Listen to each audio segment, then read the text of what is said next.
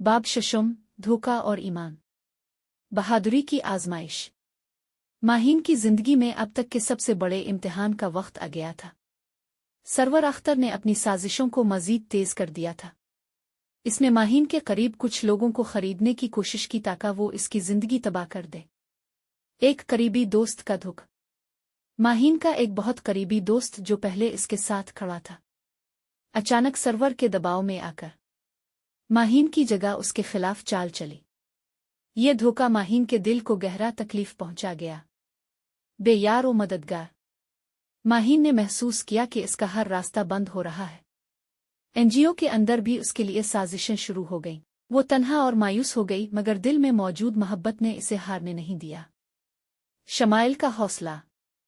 Jail में smile ने माहीन के लिए दुआ की और उसके हौसले को बढ़ाने की कोशिश की। वो जानता था कि अगर माहीन हार गई तो वो भी खो जाएगा। इसीलिए वो अपनी बेगुनाही साबित करने के लिए और भी ज्यादा मेहनत करने लगा। नई दोस्त का तारुफ। माहीन की जिंदगी में एक नया किरदार आया।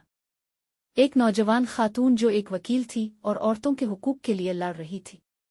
इसने माहीन की कहानी सुनी और उसकी मदद करने का वादा किया। रोशनी की किरण। ये नई दोस्ती माहीन के लिए उम्मीद की नई किरण लेकर आई। अब माहीन के पास न सिर्फ मोहब्बत थी बल्कि हक के लिए लड़ने का भी हुनर और हिम्मत थी। बाब शशम, इख्तिताम। जिंदगी की तारीकियों में भी मोहब्बत और ईमान की रोशनी कभी मद्धम नहीं पड़ती।